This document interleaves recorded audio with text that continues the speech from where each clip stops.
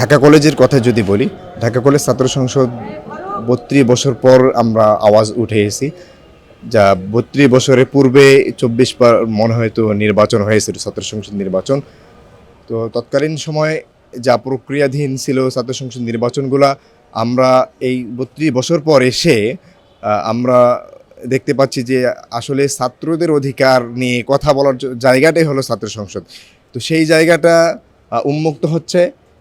এই উন্মুক্ত হওয়ার মাধ্যমে আমরা দেখতেছি যে ছাত্রদের মাঝে যে একটা উৎফুল্ল উৎসাহ উদ্দীপনা কাজ করতেছে।